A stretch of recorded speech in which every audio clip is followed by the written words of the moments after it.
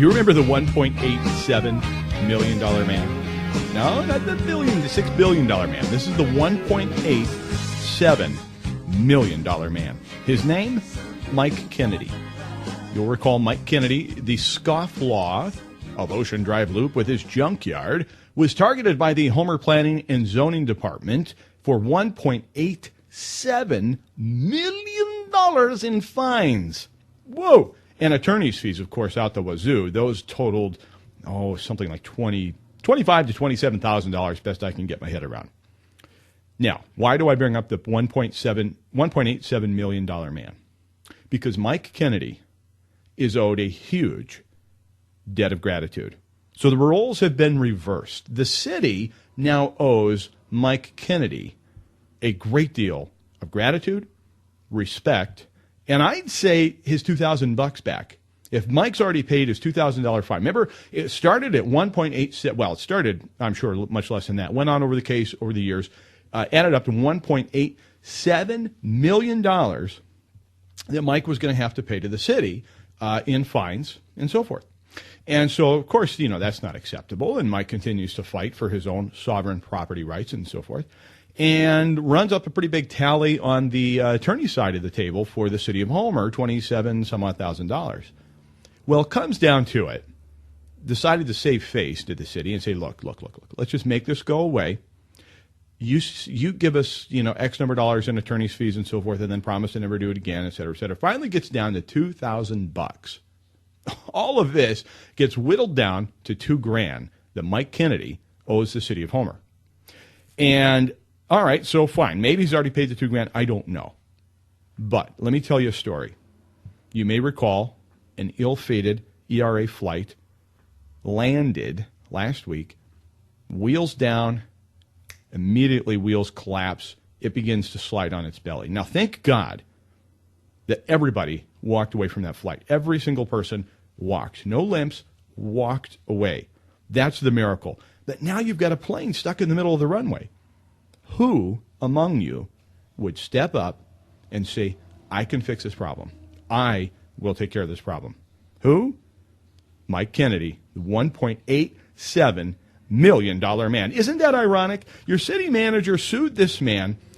We nearly destroyed his life with $1.87 million in fines. That's incalculable. The monumental fee schedule was so enormous that it's almost boggling the mind.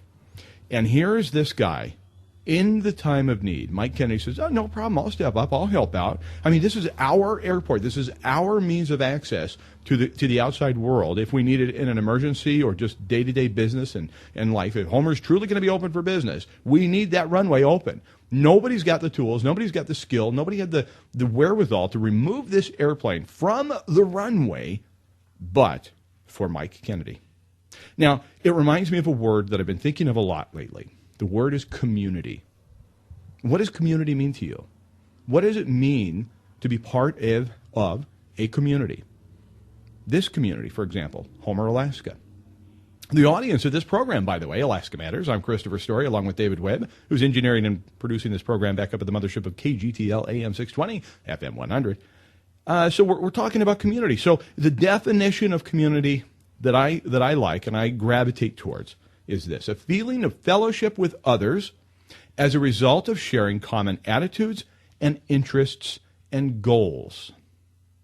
Are you going to allow people like Mike Kennedy to be drowned in fees and drowned out of the community, drummed out of the community, run out of the community, told he's not welcome here, effectively ipso facto vis-a-vis $1.87 million in fees and fines because of his property? Now, I'm not promoting that we flout the law or that we ignore good, sound zoning practices. Not at all. It's not my point. My point is, here you've got a man who has, on numerous and probably countless occasions, helped this community more than I have, probably. I'll guarantee you that. This guy steps up, says, yeah, I know that this is the city's operation out here. Our whole community depends on this. Not just the city government. Our whole community depends on this runway being opened up. Mike Kennedy, I want to congratulate you, and I want to say thank you. And I do believe that you are owed not just a debt of gratitude. I believe you're owed your $2,000 back. If you've already paid it, Mike, if not, I would like to petition at this point officially that the city of Homer drop, waive, do whatever you need to do to make that $2,000 go away. Either give it back to Mike or Mike don't owe it, because it was his junk that rescued the Homer Airport. It was Mike's junk in our town. It's time to take our town back, folks. And you know the sun's setting fast, and just like they say, nothing good ever lasts. Well, go on now and kiss it goodbye, but hold on to your lover, 'cause your heart's bound to die. Go on now and say goodbye to our town, to our town. Can't you see the sun? If you're like me and you're not willing to say goodbye to our town, join our movement. It's called Take Back Your Town. Much more to come here on Alaska Matters.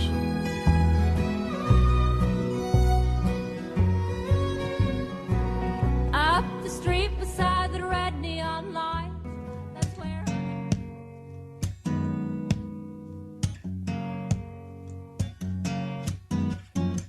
we could see the sun when we were young and raw, and it looked so small. Now we know that it's not. Well, our deception was strong, and we got. You're listening to Alaska Matters Radio. I'm Christopher Story, broadcasting live today from the corner of West Hill and the Sterling Highway, your home of all things prosperous and possible, the nerve center of Story Productions. David Webb's back up at the mothership of KGTL, producing this program and engineering it, as always, and making it sound fantastic. By the way, if you miss any portion of the show or you want to share it with a friend, send it to a foe, no problem, AdventureAlaskaRadio.com. AdventureAlaskaRadio.com. Don't forget, we've got all kinds of information there, and I'll be sharing something that I wrote for the Homer Tribune, and I believe it'll be in tomorrow's Homer Tribune. It's relative and relevant because it pertains to last night's Homer City Council meeting. And the title of it is, This Money's My Money. This money is my money. So I want to talk about Ken Kastner's petition for home rule, what it means to you. And I have a 1-minute summary from Ken's presentation last night that I think fairly well defines and possibly is the most salient point of doing something like going through the process of going from general law to home rule. What's the point of it? What's the process about? What's the impetus behind it? You'll hear that directly from Ken Kastner. I want to talk to you about choosing self-respect. You may know Governor Sean Parnell's got his Choose Respect program, which I have a great deal of respect for, both Governor Parnell and his program for domestic violence awareness and reduction of overall violence, etc. I'm calling this campaign Choose Self-Respect. Choose Self-Respect. But before we get to that, and then, of course, later coming up, we'll have an opportunity for you to win Blackwater Bend Espresso Alaskan Mindbender. But before we do that, I wanted to talk to you about something in a real serious note. Everything we do here is serious for the most part, but this really touches the heartstrings, I think, of everyone, of you, me, anybody who's got any empathy or sympathy whatsoever. I ask you to imagine you go to school. You think you're going home to mom and dad tonight, and then you don't. A stranger takes you to some office, and then you're told to change into these clothes, wait here, and then you're taken there, and then you're taken to someone else's home. Your entire world is turned upside down. You're powerless.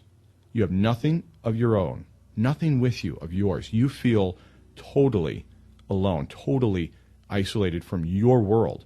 No matter how dangerous it may have been, you're now isolated from your world, what you know. You're then taken to somebody else's home, and so on and so forth. You know, we're blessed in this community, and in fact throughout Alaska and the United States in general, to have an incredible, loving group of people that will take in foster children or foster families, some for short-term and others for long-term.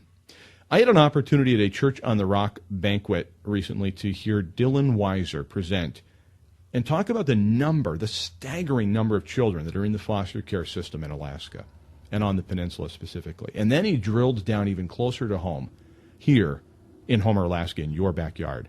There are 55 children in the system right here.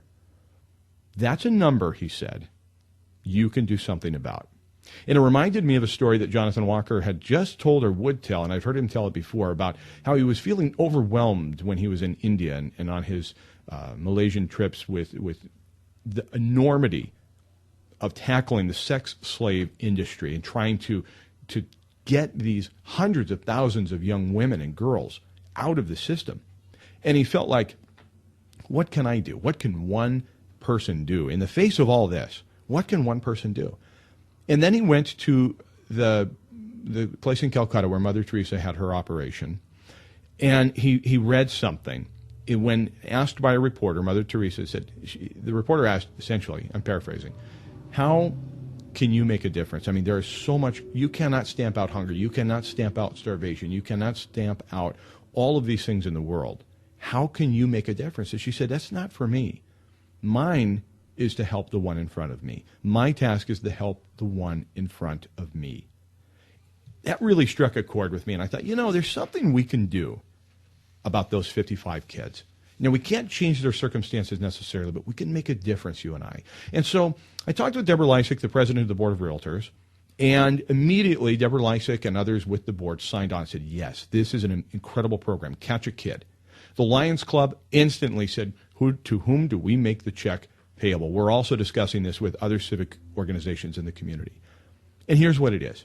An emergency duffel bag that we stock and stuff and supply to the offices of OCS. And so when these children are entered into the system, they have something immediately that is theirs. Toys, toiletries, crayons, a blanket, a bag of comfort, if you will. Something that you could take from place to place and know that it's yours. A bag from you to them. Something that says you are loved. A bag that says you matter. And we're here for you. How can you help? How can you get involved? Because I know you want to. Tonight at Bay Realty on Pioneer Avenue, 101 East Pioneer Avenue. You know where the Bay Realty building is. Bring a toy, a stuffed animal, or something to go into these bags. A check is more than welcome. Whatever you can contribute, whatever you feel moved to contribute to Catch a Kid. And Deborah Lysick wants you to know, if you'll bring something in tonight, she's got a treat for you. So in the spirit of their pumpkin carving contest, it's in addition to that, bring a toy, get a treat. Bring a stuffed animal. Bring a donation of whatever denomination you can contribute today and make a difference. You can do it. Hope you'll join us. Catch a Kid tonight at Bay Realty starting at 5 o'clock on Pioneer Avenue. Anytime during the day, you're welcome to stop and drop a check. But if you want to participate in the party and be a part of the festivities, come by 5 o'clock tonight. Bay Realty, 101 East Pioneer Avenue. No, it's 331 East Pioneer Avenue. I'm getting it wrong. 331 East Pioneer Avenue, Suite 101. You know where Bay Realty is. And I want to thank Deborah and everybody at the Board of Realtors and the Lions Club and, again, these other civic organizations. This is what community is about. Going back to the earlier point about take back your town, that's what it's about. Charity comes from the heart, not the government. Charity, real charity, comes from you.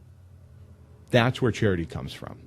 This Catch a Kid program, you can participate tonight at Bay Realty. Drop a toy, drop something off, ages from infant to 17 years old. Think about whatever strikes a chord with you. Bring that, donate that, and be part of something that is truly going to make a difference in the life of a young child in your backyard. That's what community is about. It really is. That is what community is about. That's why I reject wholeheartedly this zoning approach that is so hard-handed, so heavy-handed, and lacking of empathy, lacking of understanding of what community has meant. There was a time when we said, thank God. We were so grateful we had power, so grateful that we had an aerial overhead line strung across the yard over to the house, so grateful that somebody in town had a big enough piece of equipment to move this or do that, or thank God Mike Kennedy was able to come over with all of his, quote, junk and help move that airplane off of the runway and free it up for the rest of us. Let's talk about home rule.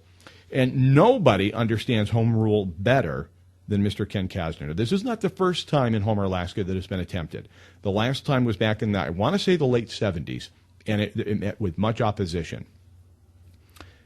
Listen to Ken explain why home rule and why now. And what home rule means is that we can write our own constitution. We can establish how we are going to operate as a city, how our government is going to operate, even how our government is going to cooperate with non-government organizations.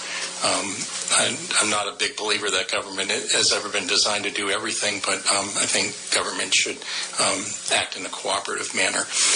So a constitution could establish many of those guidelines, and the constitution could also open up some new pathways for the citizenry to feel more enfranchised with their government. One of the reasons that I put this petition together is because I felt there was an ongoing marginalization of the electorate, and that the electorate was being asked to do less and less, and that there was a general malaise in the town that needed to be addressed.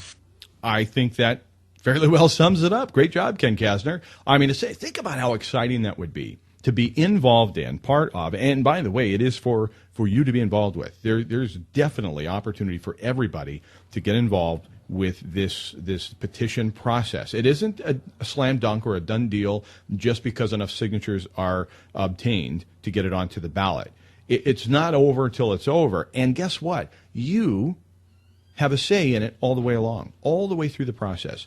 Do you like the Constitution? Do you like where it's going? Do you like the idea of there being a Constitution? Now, there are some warnings that ought to be listened to. We should take heed to our city council folk. Being in local government for a limited time, I see that there's a very vocal minority of people who exert via financial means or via the loudness of their voice a very... Is he talking about anybody we know? Specific influence, and I think if your goal is really to kind of create consensus in the process, it's important to be as inclusive as possible.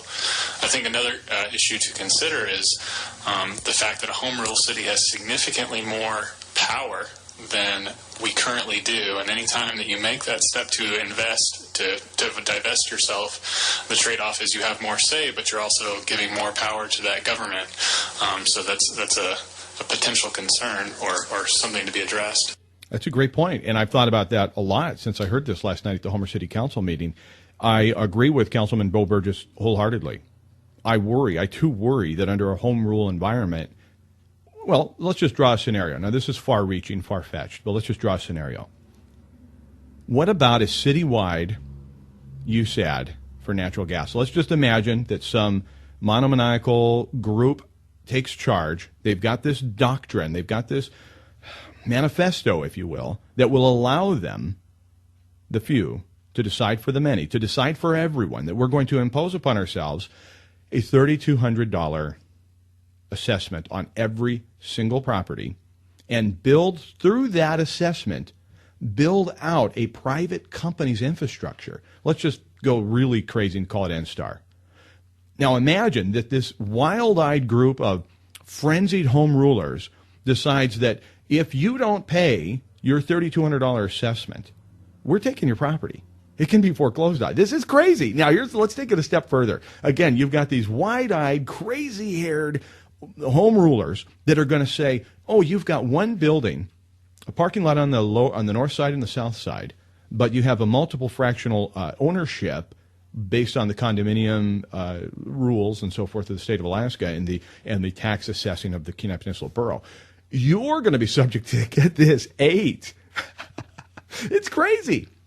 I couldn't agree more with Bo Burgess. I worry also. I wake up in the middle of the night in cold sweats to think about home rulers deciding, oh, I don't know. I mean, let's just get really crazy and say that we're going to allocate hundreds of thousands of dollars to design, engineer, and propose a building that may or may not get any state funding, may or may not get any public support whatsoever, but we've already, invested $300,000 into it. Now, those home rulers, man, I'm telling you what, those are the people that you and I need to watch out for here as we take back our town. Join me for more coming up on Alaska Matters. All right, this could get really crazy if these home rulers, now, again, we're reaching into the far stretches of the imagination. Imagine that under home rule, it's crazy, but we decided what thickness of bag could go into your store and where you could use it. Now get this. This is one of those crazy scenarios that a group of people could decide thickness of bag on lettuce is one thing, thickness of bag leaving the store is another. Now, you want to take it a step further, you even give away the same bags at sensitive beach locations for your dog's poop. There's so much to worry about. Now, a city council could potentially unilaterally raise sales tax or property tax or do whatever it wanted. And yeah, that's a serious responsibility for citizens to think about investing in their local government. He's made the point for me. Why be late? Why beat a dead horse? The point is that home rule allows you to decide the direction of the community. I'm not advocating that you get on board with it immediately, but I am saying let's see if it's got legs, to quote Ken Kasner. Let's see if we can get something behind this. How exciting would it be to restrain government in your own backyard? And isn't that what we want to do across the nation? Again, I just wrote this piece for the Homer Tribune, and I talk in it about the greatest government on earth, which, by the way, is the United States of America. There is no doubt in my mind this is the greatest exceptional country on earth. We have the best system. And all that Ken Kasner is looking to do with home rule in our backyard is potentially make it a little better, potentially say, put some rails on this thing. In other words, if you're going to allocate $300,000 to design something that may or may not get funded and built, you need to go to the people. You need to go to the core constituency, the people that are going to be bearing the cost of this going forward. I think City Manager Walt Reedy made a great point in his budget details to the City Council. He said, as we look at, and I'm paraphrasing again, I'm not quoting, I don't have it in front of me, but he said essentially that as we look at building new infrastructure, think, I don't know, this is crazy home rule talk. Let's say you spend $1 million on 4 bathrooms. It's crazy, but let's say you did. Okay, fine. That came from tax dollars from the cruise ship, right? That came from head tax dollars. And who will maintain it going forward? Walt Reedy's admonition to the City Council is as we build more infrastructure, it does cost more to maintain. You have to maintain depreciation accounts. You have to maintain the building. You've got more heating. You've got more everything going into these larger new pieces of infrastructure. So I ask you, whose money is it anyway? And it's your money. It's your opportunity to be part of something that's bigger than yourself, and that is pertaining to the home rule question. I hope to continue to have a conversation with Ken Kasner and would like to, as he gets further into this process, as we get, as a community, get further into this process. I'd like to have him on this program and just talk about it, because as you heard earlier in Ken's 1-minute solution or 1-minute summation of what home rule is and why he began this process, I think it's really enlightening to just think about those things that then Bo Burgess brought up, and others did as well. I think Councilwoman Barbara Howard brought up a salient point, which was why didn't you see? There's 2 approaches. The council can be top down or bottom up, and Ken chose, and the people that he's working with closely chose to go grassroots from the bottom up. Let's spread it through the community and see if we can get legs underneath it and get it in front of the voters and accomplish home rule. And so he was asked by Councilwoman Howard, why didn't you, if you had the opportunity to come to the council and ask us to start it, why didn't you? And he didn't really answer. I thought it was interesting. He just, I think I actually did answer. He said, I'm the friendliest guy around. He said, it's a conversation for the community to have. And I thought that was a really great way to put it. This is a conversation for the community to have, not just those in power, not just those in elected office today. This is a conversation for the community to have and to be orchestrated by those among us in the community. Couldn't be happier that Ken is doing this. I don't know what the final result will be. I don't know what the final constitution or charter will look like, but I know for certain that we will discuss it. We will hammer this out as a community, and it's going to look like you. It's going to look like what you want.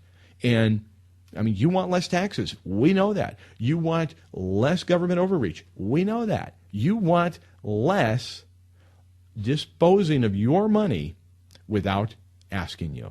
And that I applaud, and I believe that will find its way into that charter. Blackwater Bend Espresso makes this half of the show possible. Alaskan Mindbenders, your opportunity to win a free coffee card. One of two want to send you out to Blackwater Bend for free. Now, it's your gourmet espresso shop. You know that. And if you haven't tried the Bender Blender, it's been voted the best coffee shake on earth. How do I know? I put it up for the award. I voted for it. I'm the judge, jury. I decided. It's literally the best coffee milkshake you're ever going to have. And I've had them in all 57 states.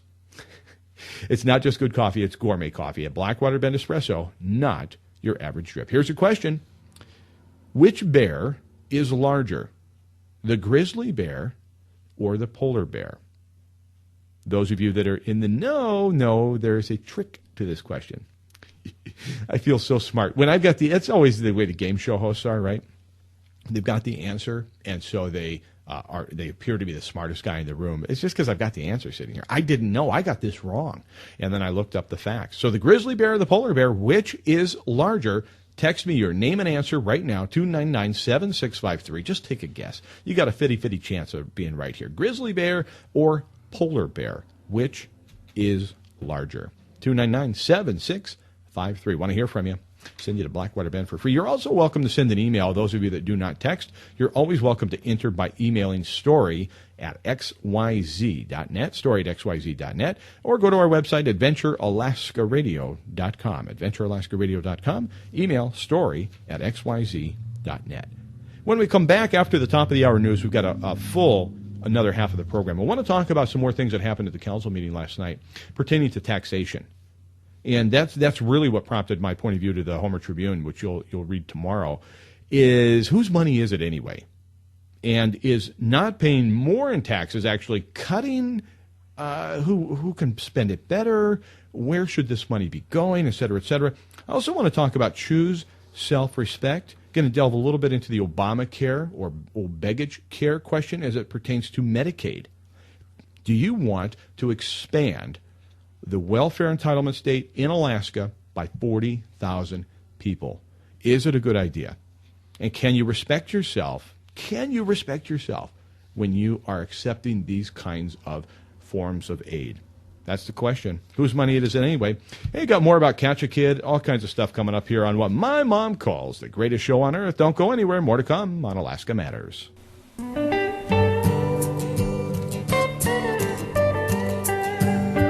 Where we live, we got clear blue skies where we live. You're listening to Alaska Matters. I'm Christopher Story, along with David Webb, who is engineering this program back up at the mothership of KGTL. I want to thank all of our great sponsors, to include the Anchor River Inn, who bring us our Anchor Alaska News. We want to anchor you in the truth here on Alaska Matters. And, of course, you can always go to anchorriverin.com, and check out their webcam. They've got a webcam overlooking the Anchor River, which is the most awesome thing in the world. From anywhere in the world, you can see what's going on at the Anchor River. How cool is that? 50 years family-owned business in the heart of Anchor Point. Anchor River Inn. I want to thank Jesse Klutz and his family. I've got such great memories of the Anchor River Inn. Every time I read about it, every time I go by it, I think about my childhood, and it holds a real special place in my heart. So thank you, Anchor River Inn, for making this portion of the program possible. Here's your Alaskan news. All guns are loaded.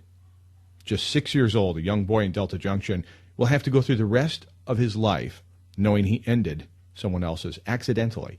This little guy was at a birthday party. A group of kids had been outside, and somehow he ended up with a gun in his hand on the way back in. It was a pellet gun. And, I just imagined it was time to have cake and sing songs and so forth. And his little fingers squeezed the trigger, and the barrel happened. As fate would have it, just pointed at this beautiful little 12-year-old girl. And she didn't survive. Now, our prayers, of course, first go to the family devastated by this accident. Actually, families. It's on all sides. And this is an accident, though. And this is not a punitive statement, but this is an accident that could have and should have been totally avoided. Always handle a gun as if it were loaded, and a deadly weapon. Always, absolutely. It's a pellet gun. Now, I never would have guessed, never in a million years would I have guessed that a pellet gun could be deadly. But also, never in a million years would a child in the presence of me be running around with a pellet gun or a BB gun, or even, I guess obviously the airsoft guns are a little different scenario. But all all guns that look like a gun and act like a gun, even if they're toy replicas that are really sincerely good replicas, ought to be handled as though they were loaded, and teach the children, teach your children, teach your grandchildren, neighbors' kids, anybody you see around a gun. If they're not acting appropriately, responsibly, even if it's a fake gun, take action, take care. Look at the young boy, 13 years old, down in California, shot by the police because he had a replica of a, well, at least it's what I had heard, it looked like now I can use the term, I was going to say assault rifle, but a semi-automatic rifle, and then he had a pretty realistic-looking pistol in his waist belt.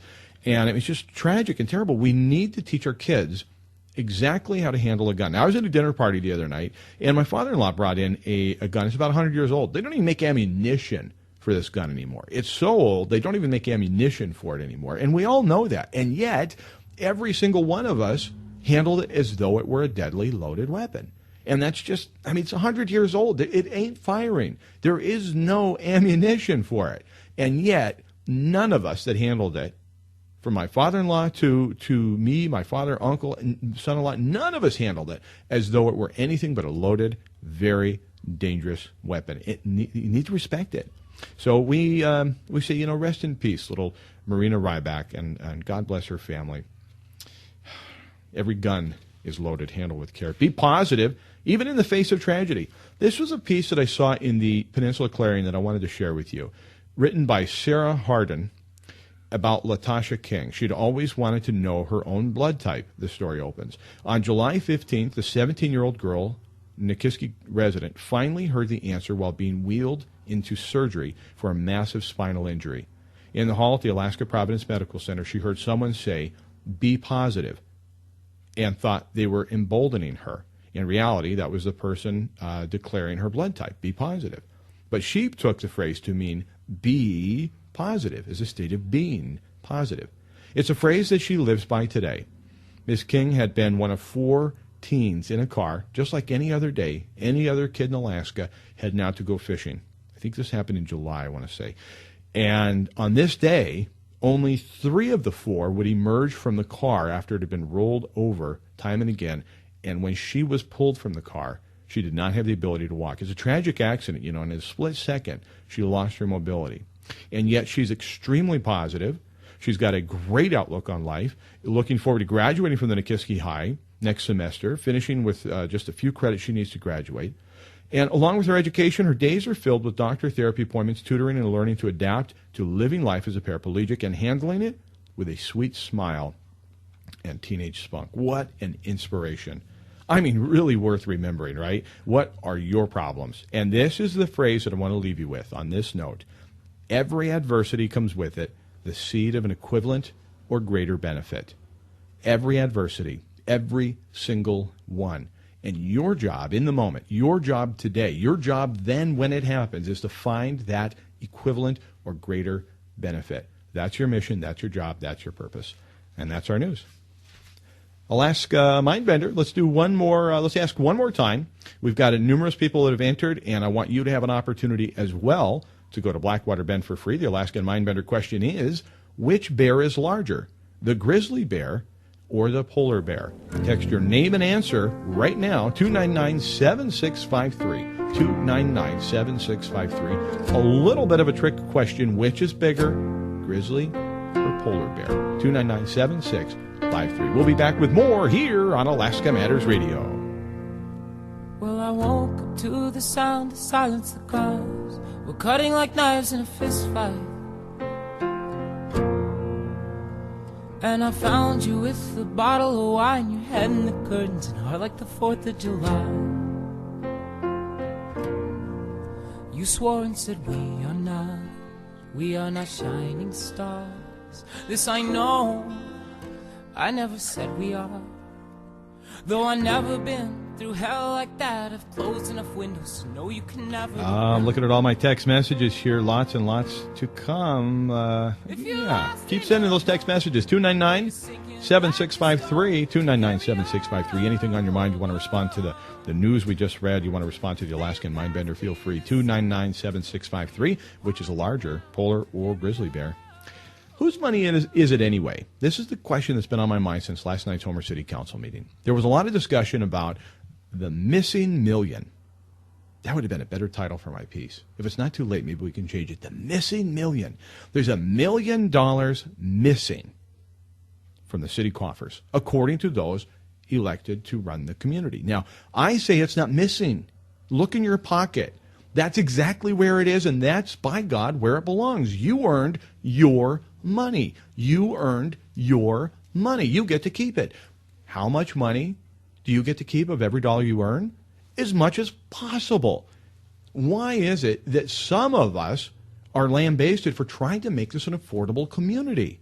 And I feel every time I listen to a city council meeting, every time I have an opportunity to engage in conversation with a council person, every time it comes up, non-prepared foods tax is the first thing off the tip of the tongue as to how we can solve the problem. Now, Councilman David Lewis asked last night a very poignant question that I will answer in just a minute. We just don't have the money, and unless we can find the money someplace else, we just won't be doing that. And it's a shame. I would like to see us doing a lot more, but without the funds, we just can't do it. So when you come up here and you ask us for something, please give us an idea of where we can get the money from.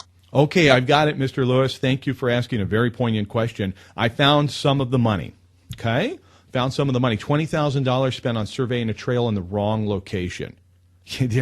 I know it's simple pimple. That's chump change. When you're talking about government spending your money, $20,000, seriously, Chris, get real. We're facing some big deficits here, pal.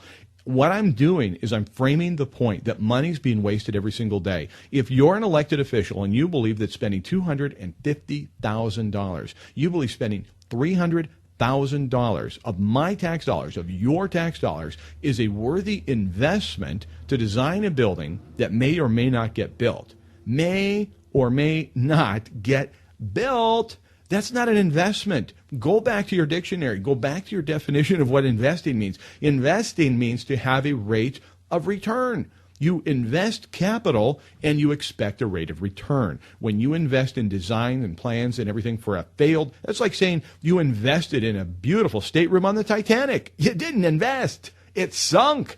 It was a fatal voyage, and thus the City Hall. When we spent, I was sick to my stomach for days when I heard we'd spent several $100,000 designing it. We hadn't even got the bond initiative in front of you yet to see if you wanted to bond yourself for $9 million. $9 million. And what happens is, whenever you go to ask for whatever it is you want, we hear the same thing over and over again. And this is with all due respect to our mayor and to our city council folk. And I'm going to be very crass and ask a question since I have two of you here. It will be a poll of two. These services they are asking for, I know you recognize they do not come free of charge. I just want to know where your position is. Are you willing to put back in place year-round food sales tax in order to have these services provided? You know, I'm not going to speak for the whole town, but I'm talking about you personally. Yes. Okay, that's a fun little exchange. Why is that the first place we go? This is a serious question. In fact, I sent Mayor Wyeth an email this morning, and I said, Mayor, 10 minutes in my office, 10 minutes in your office, I would love to speak with you face to face. I would really like to discuss some of the concerns I've got in the community, and I'm obviously pretty vocal about them. And I'd love to have an opportunity to discuss why is that the first place we go to answer David Lewis's question. David Lewis's question is where we're going to get the money to do these things. Because I would do an increase in a sales tax or property tax. Right, and it wouldn't even be an increase. We lose upwards of $1 million a year because we only collect our sales tax during the portion of the year. That's not your money. You didn't lose it.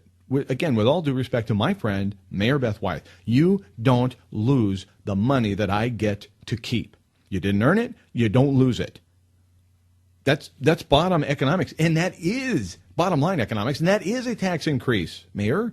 Absolutely it is. If you take from a zero line to even 1%, 1.5% or 2%, back to the way it used to be in 1978 or back to the way it used to be in 2007, 8, 9, that's a tax increase. If we accept a new rate model for this is the way we will tax ourselves going forward, and then you change it and you increase it to the way it used to be, that is most assuredly a tax increase. It's no other way to look at it. That's a tax increase. So the gal that responded was answering truthfully, and she was put on the spot, and she was answering truthfully, saying, "Well, okay, fine. Let's do a property tax increase, or let's do a sales tax increase." And no, it's not an increase. Come on, don't look behind the curtain. Yes, it is. It's absolutely a tax increase, and this is the thing that I'd like to reiterate. We are not losing money by you keeping more of it in your pocket. We didn't earn it. It's not as though we're saying it costs X to operate the water and sewer system, and we're going to sell it at a loss. We still don't know what it costs to operate this admittedly world-class water system.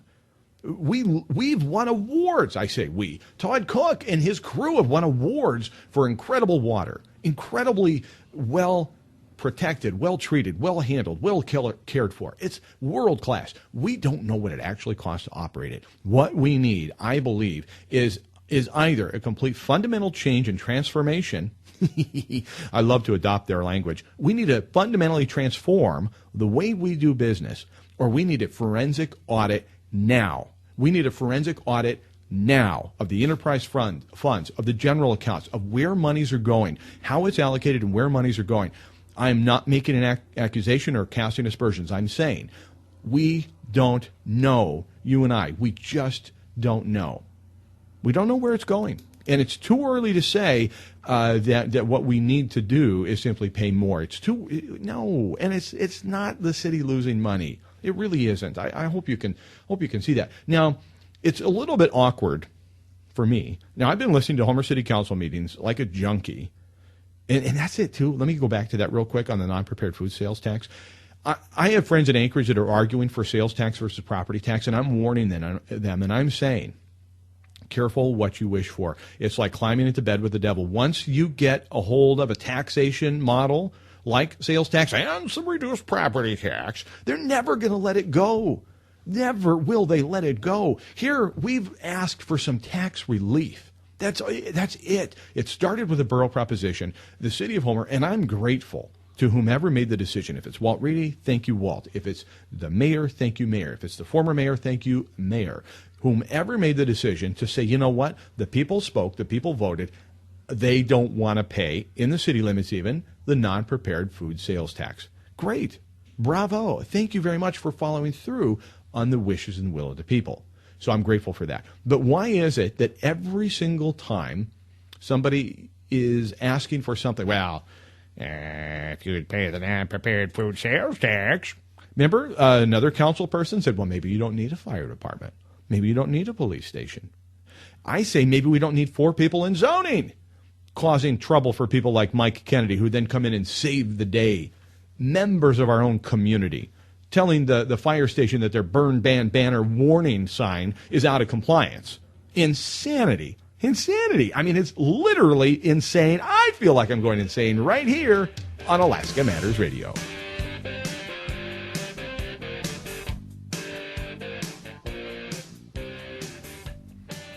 I know what the mayor's saying. I really do. The mayor is saying if you keep asking for more and more, if you keep coming back to the trough and saying government do more, government do more, government do more, and yet you go to the booth, the voting booth, and say take less, do more, take less. I understand your point wholeheartedly. I get the point. But I'm not asking for certain things. You know that we could go through, in fact, it's probably time to do this. It's probably time to break down, just like my article in the Homer Tribune, do's and don'ts.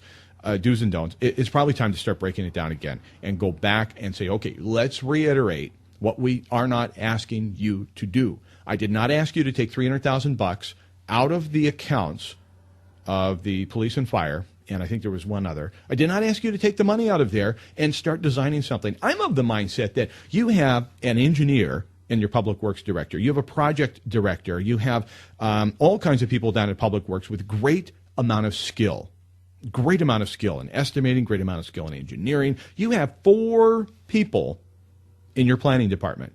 Now, let's just say that, let's round it to 4 in Public Works, 4 in planning. That's 8 people whom can tell you how to operate CAD, who can design something, albeit rudimentary, albeit preliminary, that you can then take to Juneau and you can cooperate with the legislature, and you can cooperate with the governor's office, whomever you're going to ask for this grant. Oh, I know, Chris is probably the most ignorant guy in the room at the moment because he just doesn't know how it's done. Well, let me tell you something. That's how it's done in business. The real world doesn't go spend. You don't say, okay, kids, we've got $50,000 in our savings account.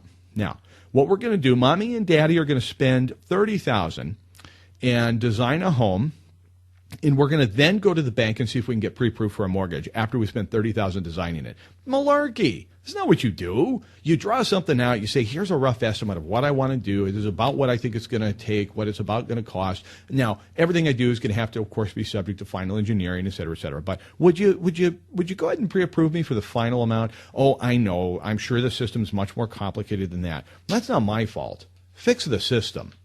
Don't squander our money. Fix the system. Come on, you know what I'm talking about. It's time to choose self-respect. Now, you may have heard that the AFN, in addition to, I've just been handed something, $51.77 an hour. All right. The Keeper of Odd Knowledge has just brought me some information. So we're trying to figure out why it costs $200,000 to build a bathroom. How does it cost $200,000? It just doesn't make sense, right? And so all of a sudden we're looking at, labor costs, et cetera, et cetera. So what are the labor costs that again, this is government spending money for you. Government wants to take your money and then spend it for you better than you can. The average wage is $51.77 an hour. So that's the reason that these bathrooms are costing so much money, is that we are having to contribute so much to the labor costs because of Davis and Bacon wages, et cetera. Now, there's policies and so forth. And I talked to one guy and I said, well, can you see that just seems really wasteful? And he said, well, with the requirement of going Davis Bacon, what would you have the city do? Not build the bathrooms? I'm sorry, not build the bathrooms? All right, back to my point. Choose self-respect. In the final moments of the program, I'm hoping you'll join me, and I've got so much. You know what? Dave, you're going to give me the extra 2 minutes, aren't you? All right, nice. Let's do this first then. So self-respect can set aside for just a moment. The Bayview Inn, all right, the Bayview Inn is a source of income, not just for the property owner, not just for the employees, not just for property tax, but sales tax. It's an opportunity. Now, what's happened is, as you know, Dennis Novak fell into this big culvert, broke his neck. He passed away, and it's just awful.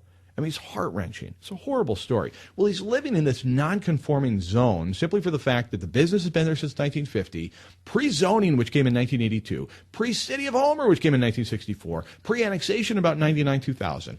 Living there with this business. He's owned it since 81, 82, something like that.